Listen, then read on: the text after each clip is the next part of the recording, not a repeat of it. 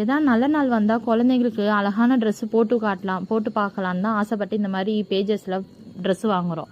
ஆனால் இவ்வளோ ஃப்ராடுத்தனம் பண்ணி அந்த காசில் தின்றவங்களுக்குனா மனசாச்சே இல்லை. இந்த பேஜை நல்லா பார்த்துக்கோங்க.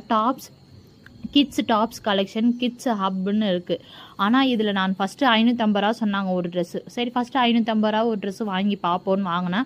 அதுக்கப்புறம் போஸ்டல் கொரியல்னு 350 கேட்டாங்க. சரி, அது வந்து கொரியர் வந்ததுக்கப்புறம் அன்றைக்கே நாங்கள் 2 செகண்ட்ஸில் ரீஃபண்ட் பண்ணிவிடுவோன்னு சொல்லி நான் அப்போ கூட நீங்கள் சீட் பண்ணுறீங்களான்னு கேட்டேன். இல்லை, நீங்கள் பண்ணோன்னே கொரியர் அனுப்பிச்சோன்னே வந்துடும் சொன்னாங்க. சரி, நானும் ஒரு டைம் இருக்குல்ல 350 அனுப்பிட்டு வந்துடும்னு பார்த்தா இப்போ வரைக்கும் இந்த தீபாவளிக்கே 3 நாள் தான் இருக்குது. இப்போ வரைக்கும் ட்ரெஸ்ஸும் வரல, எனக்கு என்ன பண்ணுறதுன்னு தெரியல, காசும் வரல. எனக்கு 900 எள்ளு தான், எனக்கு வேஸ்ட்டு தான்.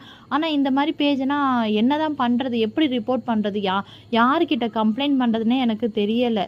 இப்போ இது என் ஹஸ்பண்டுக்கு தெரிஞ்சால் என்ன தான் செம்மையாக திட்டுவார். எதுக்கு உனக்கு அவசரம்னு. நம்ம என்ன நினைப்போம், நம்ம குழந்தைங்க அந்த மாதிரி அழகாக ட்ரெஸ்ஸு போட்டுருந்தா அழகாக இருக்கும்னு தான் நினச்சி வாங்கினது. இப்போ வரைக்கும் அவங்களுக்கு சேட் போட்டுட்டு இருக்கேன். செம்மையாக ஸ்கேமு. இதை வந்து தயவு செஞ்சு இந்த பேஜில் யாருமே அந்த 2000 பேர் யார் ஃபாலோ பண்ணுறாங்கன்னு கூட தெரில, அவங்க யாருன்னு தெரில. அது யாருமே இதுக்கப்புறம் இந்த ட்ரெஸ்ஸு வாங்காதீங்க, இந்த பேஜை ஃபாலோ பண்ணி யாரும் ஏமாறாதீங்கன்னு சொல்கிறதுக்கு தான் இந்த வீடியோ. அதுக்கு என்கிட்டேருந்து 900 ருபீஸ் போச்சு. சரி, போனது போட்டோம். ஆனால் இப்படி மனசாட்சியே இல்லாமல் 48 ஹவர்ஸில் வந்துடும்னு வேறு சொன்னாங்க.